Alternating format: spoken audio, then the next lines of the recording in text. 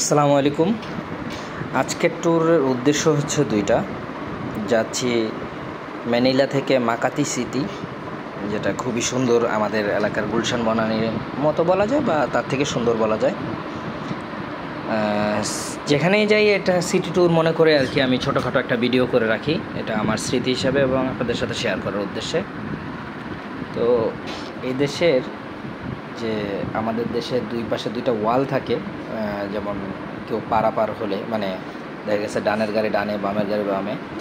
তো এই যে দেখতেছেন একটা সাদা দাগ, তো ভিডিওতে এটাই খেয়াল করেন যে কেউ কিন্তু এই দাগটা ওভারটেক করে না। সবচেয়ে মানে দামি জিনিস, সিগনালে তো তারা থামবেই, এবং কেউ কিন্তু তাদের দাগ ওভারটেক করে না, দাগটাকেই দেওয়াল মনে করে।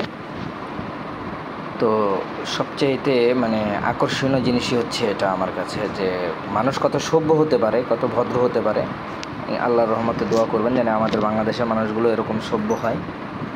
আর আশেপাশের যে দৃশ্যগুলো আপনাদের সাথে ধারণ করলাম। আমার কাছেও খুব ভালো লাগতেছে পরিবেশটা এবং সিটির যে লুকটা। তো আমরা অনেকটাই চলে আসছি মাকাটি সিটি। এই যে এখানে দেখলেই বুঝতে পারবেন যে আমাদের গুলশান বনানীর মতো বড় বড় বিল্ডিং আছে এখানে। যে দ্বিতীয় উদ্দেশ্যটা বললাম, এটা হচ্ছে কিছু অ্যাম্বাসি আছে এখানে। আমরা সেই অ্যাম্বাসিগুলো ভিজিট করার উদ্দেশ্যেই মাকাটি সিটিতে আসা এবং এই সিটির কিছু সুন্দর দৃশ্য ধারণ করে আপনাদের সাথে শেয়ার করা, এবং কীভাবে আসতে হয় এখানে তা আপনাদেরকে একটা ভিডিওর মাধ্যমে দেখানো। তো এই ঢুকে গেলাম মাকাটি সিটিতে। এখানে পরিবেশটা আসলে অসাধারণ, আর প্রতিটা জায়গায় খুব পরিষ্কার পরিচ্ছন্ন, কোনো ধুলাবালি নাই। অযথা কেউ হর্ন বাজায় না, ওভারটেক করে না, সবাই সবার মতো করেই চলে। এই জায়গাটা যেহেতু অ্যাম্বাসির আন্ডারে, এই জন্য এখানে পুলিশের গার্ডটা অনেক ভালো থাকে, বেশি থাকে।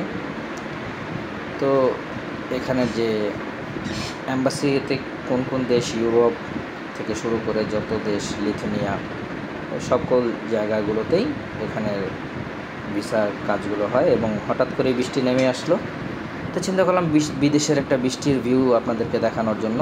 ঠিক আছে, আল্লাহ হাফেজ, বাবা।